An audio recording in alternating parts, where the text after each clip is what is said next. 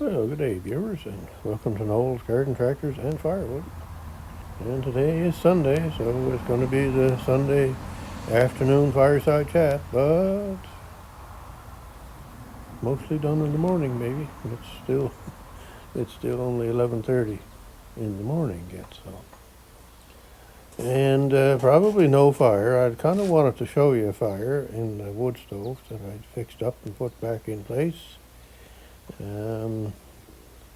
But I will show you a few things about it, but I don't think I'll have a fire on today because it's going to be 27 degrees. So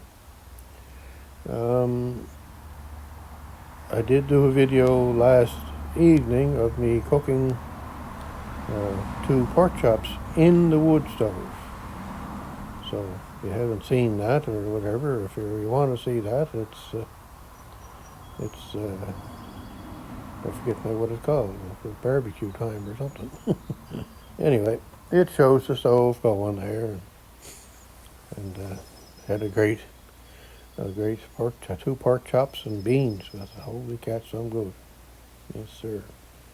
Anyway, it's a great thing to do barbecuing in. I made myself a little grate to set steak or pork chops or bologna or whatever you want to barbecue on, and put it in the stove, and works great. So anyway, I did some fix up on the draft on the stove. Of course, the poor old stove is all bent and twisted and whatever because of being used. Now, the people that had it before me, I don't know what they burnt in it, but I'm kind of thinking some of the damage was done from them. But they only had it, I think, maybe 10 years. And I've had it for 33 years, so she's getting up there just like myself. And anyway, over time the thing bends and twists and all that kind of stuff. So I had to do a little bit of work on the air system that takes air into the combustion chamber for the fire to burn. So, and after me fixing up all the little holes and welding up holes and fix up holes and stuff like that, I've gotten the firebox relatively fairly tight now, so that the thermostat that's mounted on the stove will now operate. So as the stove warms up, the little damper will close and slow down the fire, and as the stove cools off, then the little damper will open up and put more air in and start up the fire again, and it's really quite a slick system. But you need to have a tight air box to make that work. So I've tried it a couple of times now, and it seems to be working really well. But we'll know better as we get into next month when the fire season starts. But I kind of think having that working is going to help me save a bit of wood, so I don't, if you have the air leaks in your firebox, then it's just going to be kind of like overfire, and it's going to be burning all the time when it doesn't necessarily need to be. So you burn extra wood that way. Kind of like an engine that runs lean. It runs hot and burns fuel. So I guess something like that anyway. So anyway, I'm kind of quite happy that I got the old stove fixed up, and I was looking at buying another one, and I did see a few for sale. I missed out on them probably, but it's taking my time hemming and hawing, of course, and that's the way I do things, so I always get myself in trouble by hemming and hawing. So anyway, the stove I got fixed up, so that's good. I think that's all I'm probably going to need now for another couple of years, and we'll see what happens after that. So the fix-up on the stove, I don't know if I said or not, but it basically cost me less than $50. I bought some JB Weld high temperature stuff, and that's what I used on the stove in some places, and then in some places I used a MIG welder and welded up the holes. So So yeah, no, it's working good. Like I say, I did my steak, my pork chops in there last night, and some tasty. Um, yeah, so I'll get down there after a little bit here, and we'll have a look at that. I guess the air system, how it works. So it's going to be a nice day today. Like I said, it's going to get to 27 degrees. So I'll switch you around here, and I'm sure you don't want to be looking at me not shaved and not prim and proper. All right, I'll get you turned around here, and you look at something wise. Yes, sir. It's going to be another nice day. That's for sure. So I get out yesterday and cut the weeds, and I've got an awful lot of weed whacking to do, but I can't seem to do that yet. My arm and shoulder and stuff is just not. And I'm trying not to hurt it anymore, so the more I try and do, the more I'm going to hurt it, I guess. So, anyway, got the grass cut, so like I say, I should say I got the weeds cut. It's kind of strange that the grass doesn't grow, but the weeds are about a foot and a half tall, some of them. Anyway, the rabbit's not doing his job very good. He's kind of taking pieces here and there on the lawn. Joseph in the garden tractor boy said I should see if I can get him to do stripes on the lawn. I think there was 2 rabbits here the other day. Anyway, all right, we'll have a look at the weather here and see what that's going to be like.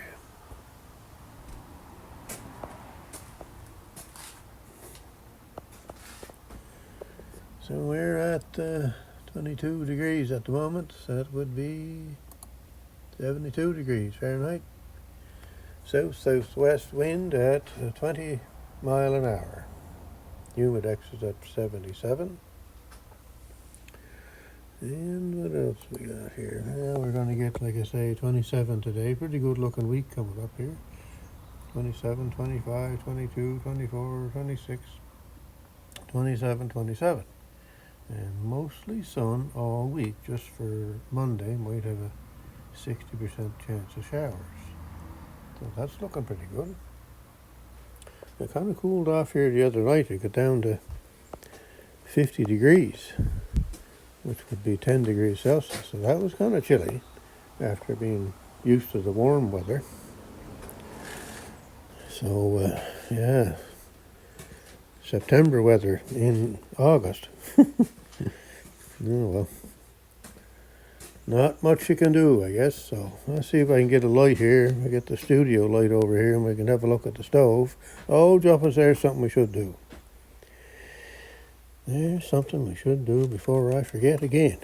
It took me halfway into the month last month to get the calendar changed. So let's give her a go here and see what we got for a picture coming up for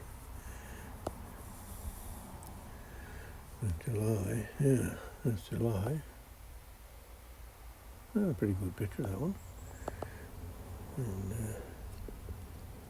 yeah, we'll move her up to August here if I can get a hold of the thing.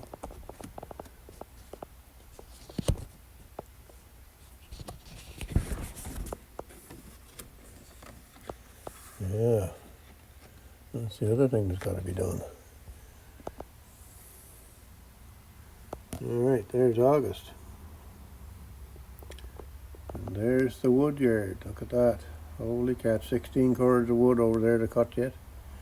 And me with a bad shoulder and arm. Yeah. So anyway, that's got to get started pretty soon. Holy cats, that should have been started 2.5 months ago. Boys, oh boys, I don't know where the time goes. It's just, summer is gone. Just like that. So, once you hit August 1st,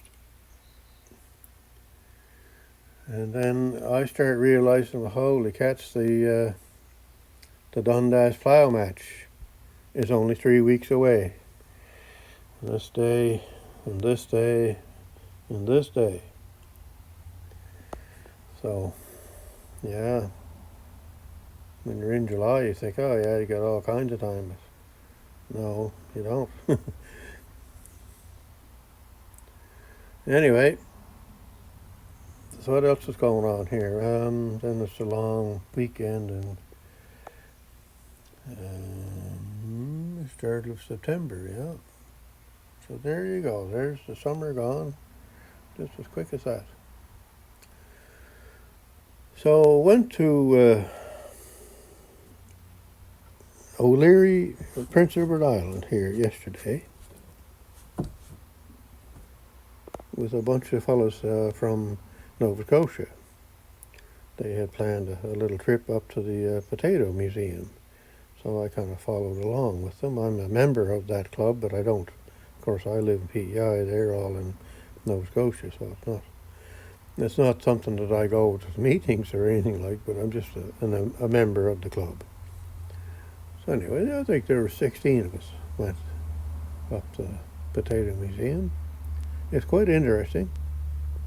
If you're ever on Prince Edward Island, take a trip up to O'Leary and go through the museum. They've got all kinds of things about potatoes, how they're grown and what types of potatoes and what machinery was used, and a whole building full of antique machinery that was used on potato planting and harvesting and all that kind of stuff.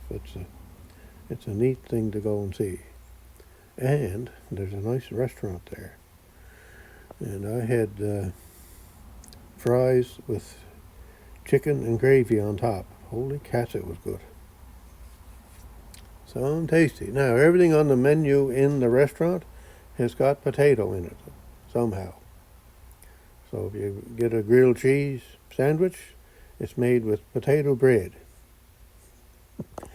Anyway, that's a nice spot. It was fairly busy there yesterday for all too. Or I should say on Friday I went, yeah. Yeah, so there we are. Holy cats, look at all that.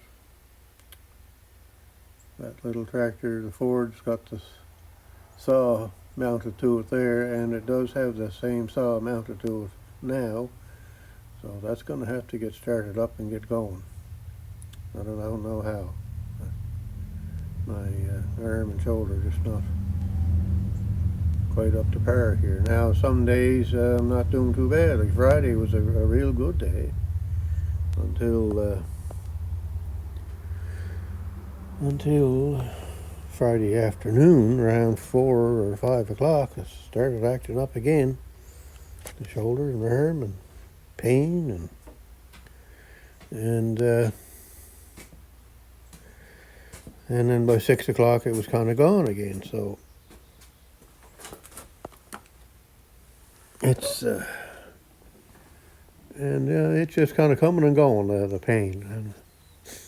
And granted, it is better than it has been. There are some things that I can do now that I couldn't do.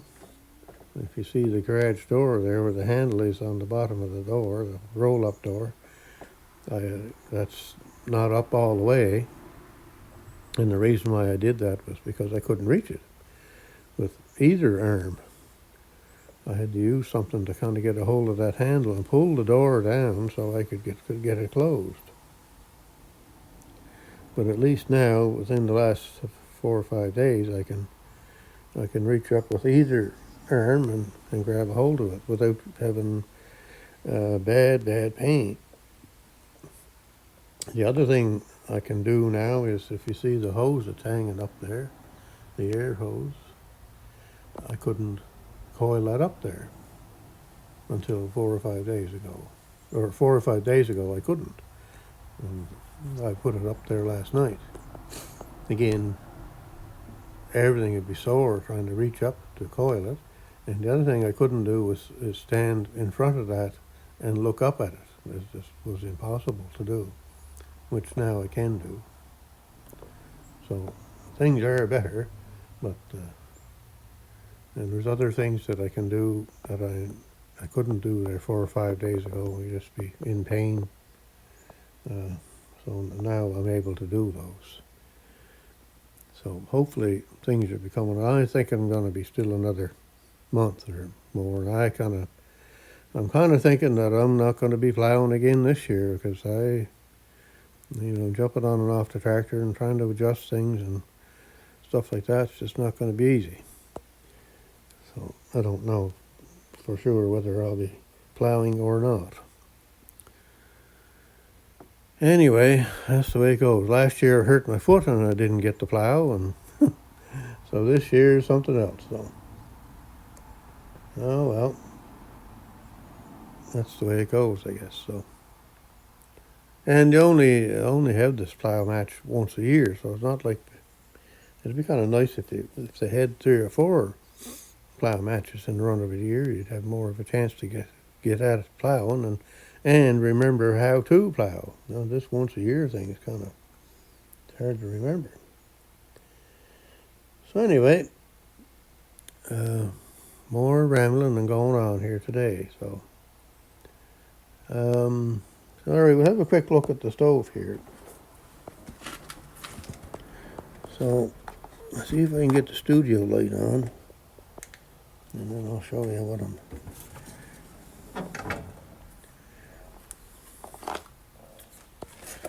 So, that plate there, I kind of can't really point at it with my fingers because I'm holding the camera and holding the studio light. So, this piece here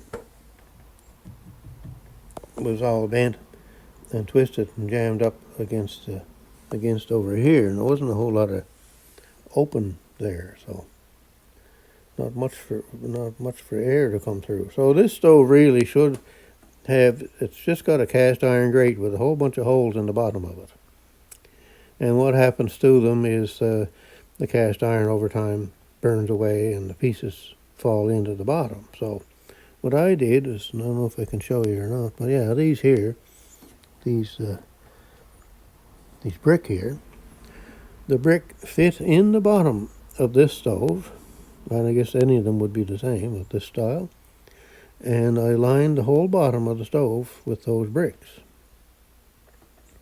And those bricks just happen to come right to just past where my grate is there. Right there, this grate leg. Just past that leg there a little bit. And then there's the air comes up through there. And I guess it really comes up through here, but the holes are in behind there. The way I've got that mounted, I've got air coming in from kind of in the back of it there. That was kind of hard to explain. Anyway, I mounted that in there yesterday, good and solid, so I straightened it all out and bent it all the way I wanted it to, and it's going to work great, I think. So now you can see here, maybe. You see that yellow there? I painted that yellow on the end of, that's the flapper for the air. It's hooked to that chain that's going up there, which is hooked to the bimetal thermostat out here. So as the stove heats up, the bimetal thermostat closes that door down there. And when I had the yellow paint on there, when I'm sitting here, I can kind of see where I'm going, where it's at, you know. I don't know if I can show you or not here. Anyway, in there, that little door comes right down and goes flat. And there is a little hole in it, so I can't close it off tightly. You can see the hole there, huh? Yeah, right where the chain hooks in, there's a small hole there, so it doesn't cut off the flame completely, but mostly. So anyway, how that works is when the stove heats up, that closes off the fire, and when the stove cools down, and that opens up and increases the fire, and it's a great system. Like I say, I've got the box all tightened up good now so that it works. And because of all the holes in it before, it wouldn't work because it wasn't enough what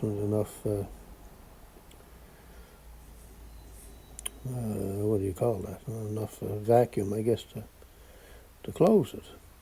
Although the door would close, and cut off the air down there, but it wasn't getting the air from down there. It was getting it from all the holes inside the firebox. So it just burning wood. And, you know, I could control it because I knew what was going on, but it probably burns more wood that way. So I'm hoping that this will work a little better this year. Now, once this does that, then you can hear when the door is closing, because it'll go clank, clank, clank, clank, clank, clank, clank, and then stop clanking. And then as it's starting to open again, it'll go clank, clank, clank, clank, clank, and then stop clanking and be open all the way. So you can kind of tell when it's working. So that's great, great old stove. Boy. Some people don't like them, I guess, but that's, I'll show you that if I can here. My grate that I made.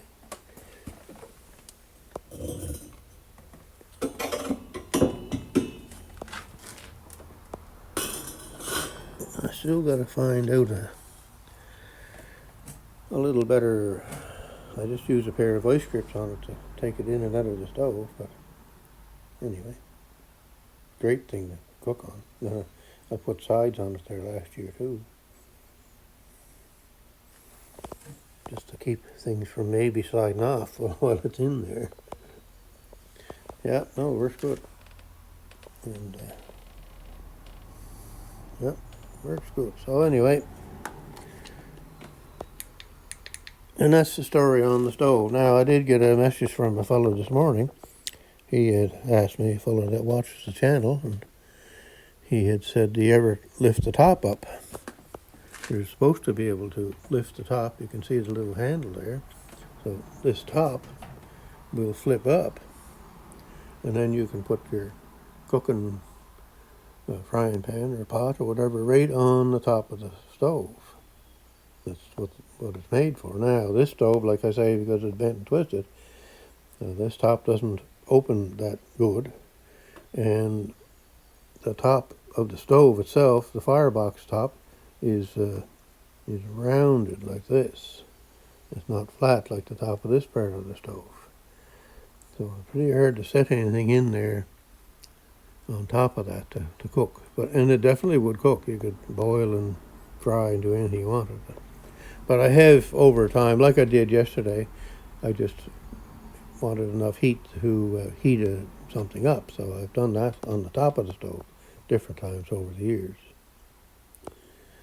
So when the power is out, and I run it at propane, I can still cook. Warm up something, because I got wood and got wood heat. So anyway, there we go. So the time is moving along here on this chat, with me rambling and going on. So let's do a quick thing with the stickers here. And I don't have much info on the stickers today because, of course, I didn't watch anything too much. So we'll just do a quick overview here.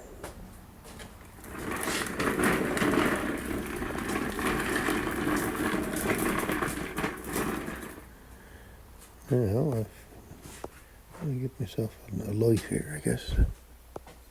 I'll try this light just for fun. Oh.